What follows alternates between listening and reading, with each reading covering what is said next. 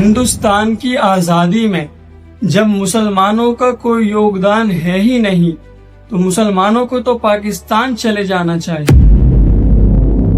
ملک کے لیے جتنا مسلمانوں نے اپنا خون بہایا ہے، پوری جنگ آزادی میں دوسروں نے اتنا اپنا پسینہ بھی نہیں بہایا ہوگا۔ حقیقت تو یہ ہے کہ تحریک آزادی میں اگر مسلمان آگے نہ آتے تو شاید ملک کبھی بھی آزاد نہ ہوتا۔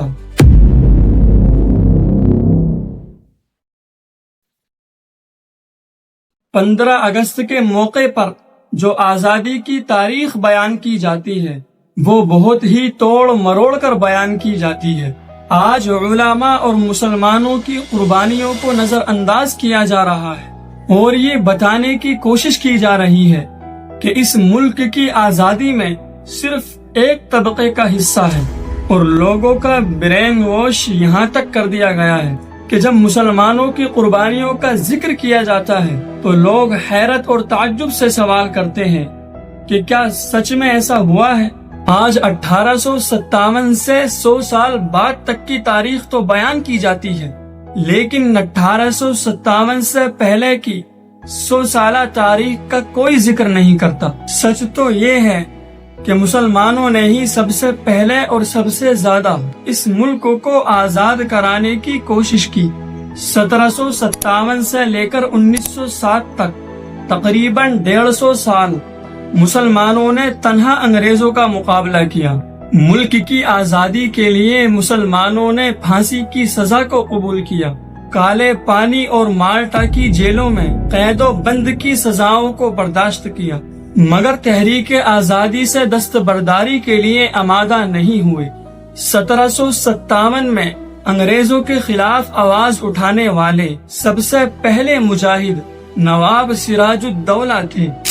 انگریزوں کے خلاف دوسرے نمبر پر آواز اٹھانے والے مرد مجاہد ٹیپو سلطان شہید رحمہ اللہ ہیں۔ 3 مئی 1799 کو آزادی ہند کی خاطر ٹیپو سلطان نے جام شہادت نوش فرمایا۔ انگریزوں کی نگاہوں میں سب سے زیادہ کھٹکنے والی قوم علماء کی جماعت تھی۔ 1857 کی جنگ آزادی کے بعد اگلے 3 سالوں میں 14,000 علماء کرام کو پھانسی کے تختے پر لٹکایا گیا، جس کا عالم یہ تھا کہ دہلی کی چاندنی چوک سے لے کر خیبر تک کوئی درخت ایسا نہ تھا کہ جس پر علماء کرام کی گردنیں نہ لٹکی ہوں۔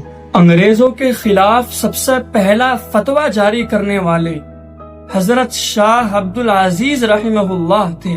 1857 کے بعد جب انگریزوں کا ظلم حد سے بڑھنے لگا تو اس وقت تحریک آزادی کو جن مجاہدین نے اپنے کاندھوں پر لیا ان میں حاجی امداد اللہ مہاجر مکی، حضرت قاسم نانوتوی رحمت اللہ علیہ، رشید احمد گنگوہی رحمہ اللہ وغیرہ ہیں۔ پھر ان کے بعد شیخ الہند حضرت مولانا محمود حسن دیوبندی، شیخ الاسلام حضرت مولانا حسین احمد مدنی رحمہ اللہ وغیرہ ہیں۔ ان کے بعد امام الہند مولانا ابوالکلام آزاد، مولانا محمد علی جوہر رحمہ اللہ اور بے شمار مسلمانوں نے ملک کی آزادی کے لیے قربانیاں دی۔